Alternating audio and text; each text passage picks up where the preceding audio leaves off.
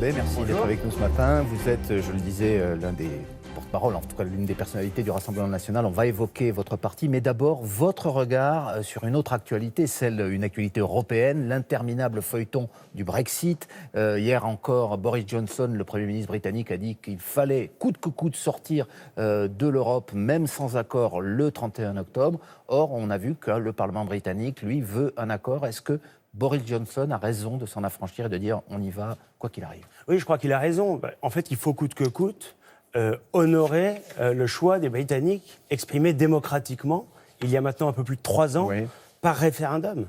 Et est-ce qu'on est sûr aujourd'hui que qu'une majorité de Britanniques, serait encore favorable à ce Brexit? Je ne vois pas tellement pourquoi ça aurait changé, mais surtout... Parce qu'on a vu que c'était compliqué, peut-être. Surtout quand il y a un référendum, eh bien, on tient compte du résultat du référendum. Or, qu'est-ce qui s'est passé? Theresa May et Michel Barnier ont négocié un texte. Ils étaient tous les deux opposés au Brexit. Le résultat, eh bien, c'est un texte qui maintenait, au moins jusqu'en 2022, inclus la Grande-Bretagne dans tous les dispositifs existants, avec la même contribution financière de 5 milliards d'euros par an dans l'Union européenne. Évidemment, ce texte, il était à la fois inacceptable pour la Chambre des communes, inacceptable de manière générale pour le peuple britannique. Donc, on est arrivé à une situation de blocage qui aurait été voulue, parce que beaucoup dans les institutions européennes, et j'en ai été l'observateur attentif, eh bien, souhaitaient avant tout que ce Brexit n'ait pas lieu et qu'on foule au pied la décision exprimée par le peuple. La vérité, c'est que vous ne défendez pas les intérêts britanniques en premier lieu. Vous défendez par exemple les intérêts français et européens. Est-ce que la France, par exemple, a un intérêt à ce qu'il y ait ce qu'on appelle un no deal, c'est-à-dire un accord, une sortie sans accord, pardon, mais il y a des citoyens français en Grande-Bretagne, il y a l'inverse, il y a des accords d'immigration, de commerce.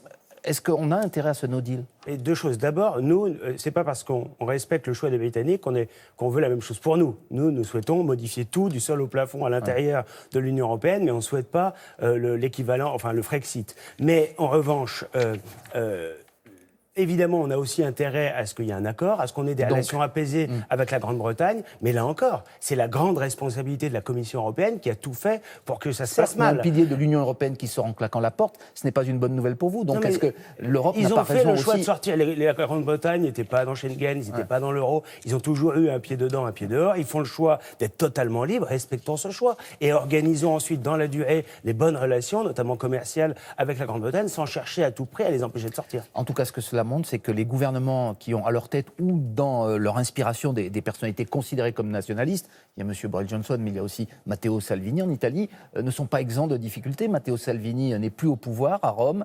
Comment vous expliquez finalement ces difficultés de ces dirigeants-là? Tous les gouvernements connaissent des difficultés. Je vous rappelle que Boris Johnson vient du Parti conservateur, ce ne sont pas mes amis politiques. Non. Et aujourd'hui, les difficultés qu'il rencontre, c'est précisément lié au fait que le Parti conservateur est très fragilisé et très affaibli. Matteo Salvini, il a fait le choix de l'honnêteté à l'égard des Italiens.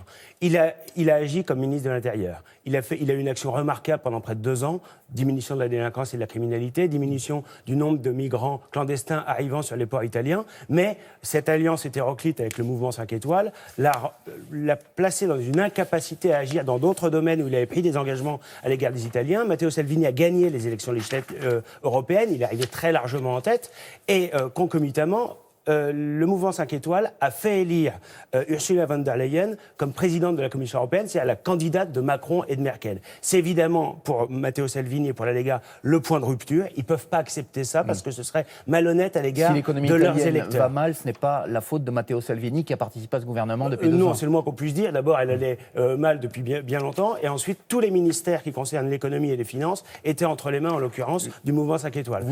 Mais il y a la nécessité d'en revenir aux urnes en Italie. L'alliance entre les socialistes et le mouvement 5 étoiles, c'est une alliance qui est d'abord très incohérente sur le plan politique, et surtout, ces 2 partis à eux deux représentent moins d'un tiers des électeurs italiens. On revient en France, on vous entend assez peu sur le dossier des retraites, c'est-à-dire que le Rassemblement national n'a pas de contre-proposition. Est-ce que vous êtes d'accord d'abord pour qu'il y ait une réforme de ce système? Mais qu'on fasse une réforme, oui. Qu'on fasse une réforme avec un seul objectif, qui est de diminuer finalement dans la durée à la fois les pensions et d'augmenter la durée de cotisation, c'est-à-dire de demander toujours plus sauver le système, des sacrifices toujours plus importants et toujours aux mêmes, les classes populaires et les classes moyennes, nous sommes en désaccord. Qu'il faille modifier le système, qu'il faille par exemple supprimer un certain régime spéciaux qui ne trouvent plus aujourd'hui la justification, la réponse est oui. Mais ça ne doit pas être le prétexte à mettre en place, à détricoter finalement notre modèle de retraite par répartition pour finalement, après que les Français aient cotisé toute leur vie, travaillé toute leur vie, et bien voir leur pension rognée. Mais rien n'est figé pour l'instant, Monsieur B. Vous le savez, il va y avoir un long débat. Est-ce que vous êtes favorable, par exemple, à ce qu'a décidé le gouvernement, c'est-à-dire de faire participer les Français, comme on l'avait vu au grand débat cet hiver, sur Internet, dans les communes? Est-ce que ça, au moins, sur la méthode, vous savez, nous, à chaque fois qu'il y a un débat, on y participe volontiers, voilà, que ce soit sur le plan parlementaire, médiatique, sur le terrain. Mais je crains que la technique dite du grand débat, on a vu que c'était un grand monologue au lendemain des élections, à la veille des européennes, au lendemain du mouvement des Gilets jaunes. C'est en réalité une technique de communication du gouvernement. On sait très bien que M. Delevoye a un projet qui est déjà totalement ficelé, et c'est ça qu'ils vont vouloir imposer. Moi, ce que je dis simplement, c'est que vouloir augmenter la durée de cotisation ne réglera rien au problème, parce que c'est ce que Fillon a fait en 2010, c'est-à-dire qu'on demande aux Français de travailler plus longtemps, moyennant quoi on gagne un tout petit peu sur les caisses de retraite, mais ce qu'on gagne sur les caisses de retraite, eh bien, c'est ce qu'on perd sur l'assurance chômage, parce qu'à ce moment-là, dans un contexte de chômage de masse, eh bien, on assiste à une recrudescence, à une augmentation du nombre de demandeurs d'emploi. Un mot sur vos perspectives politiques. Le Rassemblement national est arrivé en tête des élections européennes en mai dernier. Est-ce que les élections municipales en mars prochain sont une priorité? Vous aviez conquis 14 communes en 2014. Quels sont vos objectifs? Cette fois-ci, on sait que vous avez du mal, par exemple, dans les grandes villes. Alors, il y a Béziers ou Fréjus qui sont des contre-exemples, mais sinon, c'est plutôt des petites communes qui vous ont accordé leur suffrage. Non, il y a le cas des très grandes villes où c'est vrai, pour des raisons de sociologie, on a plus de mal, mais on sera présent partout, dans toutes les grandes villes, sans aucune exception. Et puis, nous sommes en situation, en effet, de conquérir, je pense, beaucoup de villes. Et puis, on va parler du bilan. Le bilan excellent des municipalités dirigées par le Rassemblement national. Il y a 6 ans, on nous avait fait un peu un mauvais procès. Vous ne saurez pas gérer. On a augmenté les investissements, on a diminué les impôts, on a maîtrisé la dette, on a amélioré la sécurité. Dans toutes les communes que nous avons dirigées depuis 6 ans, les électeurs sont satisfaits, ils l'ont d'ailleurs montré aux différentes élections. Vous bénéficiez de la prime au sortant, qui bénéficie d'ailleurs aux maires de toutes les étiquettes. Pas systématiquement, en fonction de leur bilan. Notre bilan, il est bon, donc on le fera valoir. Et je pense que nous serons en capacité de conquérir beaucoup de nouvelles communes. Vous n'avez pas un problème d'implantation locale, encore et toujours, qui fait que dans certaines villes, par exemple à Paris, vous avez du mal à trouver un candidat qui représente vos couleurs? Non, on a une implantation qui aujourd'hui est assez forte et elle va continuer de se parfaire à l'occasion de ces municipales. Et puis à Paris, nous avons plusieurs possibilités, plusieurs candidats, on en débattra et on tranchera dans les prochaines semaines. Donc c'est pas encore tranché à Paris. Merci beaucoup Nicolas Bay. Laurent, c'est à vous. Je vous souhaite une très bonne journée. Merci. Merci, bonne journée à vous également.